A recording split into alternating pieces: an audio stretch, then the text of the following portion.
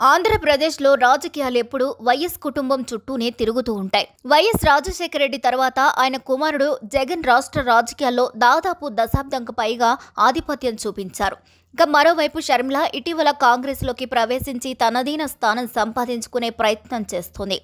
ఈ క్రమంలో షర్మిల కుమారుడు వైఎస్ రాజారెడ్డి రాజకీయాల్లోకి అడుగు పెడితే ఏమవుతుందనేది అందరిలోనూ ఆసక్తి రేకెత్తిస్తున్న ప్రశ్న. యువ నాయకుడిగా వైఎస్ వారసత్వం అనే ట్యాగ్తో కాంగ్రెస్లోకి వస్తే అది కేవలం ఒక కొత్త ప్రవేశమే కాదు, రాష్ట్ర రాజకీయ సమీకరణాల్ని మార్చివేసే పరిణామం అవుతుంది అంటున్నారు రాజకీయ విశ్లేషకులు. ముఖ్యంగా మైనారిటీ ఓట్లు సమీకరణం, రాయలసీమలో కాంగ్రెస్ పునర్జీవం, వైసీపీ బలహీనత ఇవన్నీ కూడా 2029 ఎన్నికల్లో గేమ్ చేంజర్ సీను సృష్టించే అవకాశం ఉందంటున్నారు. షర్మిల కుమారుడు రాజకీయాల్లోకి వస్తే వచ్చే మార్పులేంటి? కాంగ్రెస్కు ఎలా ప్లస్ అవుతుంది? జగన్కు అల్లుడి వల్ల జరిగే నష్టమేంటో తెలుసుకుందాం. షర్మిల తనయుడు రాజారెడ్డి రాజకీయాల్లోకి ఎంట్రీ ఇవ్వడం అంటే కేవలం ఒక కొత్త నాయకుడు రావడం మాత్రమే కాదు, వైఎస్ వారసత్వం అనే బలమైన ట్యాగ్ ఉంది. షర్మిల ఇప్పటికే కాంగ్రెస్లో బలంగా పనిచేస్తుండడంతో తల్లి ప్రభావం కూడా కొడుకుపై పడుతుంది. ఇవన్నీ కలిసి రాజకీయ పునాది బలపడే అవకాశం ఉంది. కాంగ్రెస్ మళ్లీ వైఎస్ఆర్ లెగసీ తనదే అని చెప్పుకోవచ్చు. ఇక వైఎస్ జగన్మోహన్ రెడ్డికి ఇప్పటి వరకు ప్రధాన బలం మైనారిటీ వర్గాలే. క్రిస్టియన్లు ఏపీలో 6-7% జనాభా ఉన్నారు. 2014-2019 ఎన్నికల్లో 70-75% క్రిస్టియన్ ఓట్లు జగన్కే పడ్డాయి. ముస్లింలు ఏపీలో 9-10% జనాభా ఉన్నారు. 2019లో దాదాపు 60-65% ఓట్లు వైసీపీకి వెళ్తాయి. మొత్తం మీద 2019లో మైనార్టీలలో 65-70% వరకు జగన్ వైపు మొగ్గు చూపారు. ఇక 2029లో రాజారెడ్డి కాంగ్రెస్లోకి కేవలం 27 ఏళ్ల వయసులోనే ఆయన రాజకీయాల్లోకి రంగప్రవేశం చేసిన యువ నాయకుడవుతాడు. అంతేకాదు, ఇప్పటి వరకు తన మామ జగన్మోహన్ రెడ్డికి ఉన్న ప్రధానమైన మైనార్టీ ఓట్లంటే 30-35% ఉన్న క్రిస్టియన్ ఓట్లు రాజారెడ్డి రాకతో కాంగ్రెస్ వైపు మళ్లే అవకాశం ఉంది.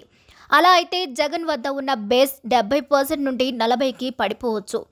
ఇక షర్మిల రాజారెడ్డి కలయికతో కాంగ్రెస్ ఆకర్షణ పెరుగుతుంది. ముస్లింలలో 20-25% ఓట్లు వైసీపీ నుంచి కాంగ్రెస్ వైపు మళ్లే అవకాశం ఉంది. ఇది వైసీపీకి పెద్ద దెబ్బే అవుతుంది. మైనార్టీలలో జగన్ ఓట్లు బ్యాంకు కోల్పోతే రాయలసీమలో జగన్ పార్టీ బలహీనపడుతుంది. దీంతో కాంగ్రెస్ 2014 తర్వాత కోల్పోయిన ఓట్ల బ్యాంకును తిరిగి సాధించే అవకాశం ఉంది. యువ నాయకుడిగా రాజారెడ్డికి వచ్చే ఇమేజ్ కారణంగా యువతలో ఆకర్షణ పెరుగుతుంది. దీంతో వైఎస్ఆర్ లెగసీని కాంగ్రెస్ షర్మిల రాజారెడ్డి ద్వారా రీక్లెయిమ్ చేయగలుగుతుంది. ఇక దీంతో కాంగ్రెస్ మళ్లీ వైఎస్ఆర్ పేరు మీదే ప్రచారం చేయగలదు. అంతేకాదు, టీడీపీ కూటమికి పరోక్ష లాభం కూడా. మైనార్టీ ఓట్లు 2 ముక్కలైతే నేరుగా టీడీపీకి మైనార్టీ మద్దతు పెరగకపోయినా జగన్ ఓట్ బేస్ తగ్గడం వల్ల టీడీపీ కూటమి కూడా లాభపడుతుంది. అంటే ఓట్ల విభజన జగన్ పార్టీకి నష్టాన్నే తెస్తుంది. ఇదిలా ఉంటే షర్మిల ఎప్పటికప్పుడు తన కుమారుడు మంచి నాయకుడవుతాడని ప్రచారం చేస్తూ వస్తుంది. ఇది కాంగ్రెస్లో రాజారెడ్డికి ప్రాధాన్యతను పెంచుతుంది. తల్లి కుమారుడు కలిసి మైనార్టీ వర్గాలపై ప్రభావం చూపితే జగన్కి తిరిగి గెలిచే అవకాశం కష్టతరమవుతుంది. ఒక్కటి మాత్రం నిజం, వైఎస్ రాజారెడ్డి కాంగ్రెస్లోకి రావడం కేవలం ఒక రాజకీయ ప్రవేశమే కాదు, ఆంధ్రప్రదేశ్ రాజకీయాల సమీకరణాన్ని పూర్తిగా మార్చే గేమ్ చేంజింగ్ అడుగవుతుంది. ఏపీలో కాంగ్రెస్ మళ్లీ బలపడే అవకాశం వస్తుంది. వైసీపీకి మైనార్టీలలో తీవ్రమైన దెబ్బ తగులుతుంది. దీంతో టీడీపీకి పరోక్ష లాభం వస్తుంది. సో 2029 ఎన్నికల ముందు రాజారెడ్డి కాంగ్రెస్లోకి అడుగుపెట్టడం ఆంధ్రప్రదేశ్ రాజకీయ పటంలో కీలక మలుపవుతుంది. మేనల్లుడి ఎంట్రీతో మేనమామ వైఎస్ జగన్మోహన్ రెడ్డి రాజకీయంగా ఇబ్బందుల్లో పడతారని రాజకీయ విశ్లేషకులు చెబుతున్నారు. అయితే షర్మిల కుమారుడు రాజారెడ్డికి భవిష్యత్తులో ఇబ్బందులు తప్పవని ఎక్కువ మంది భావిస్తున్నారు.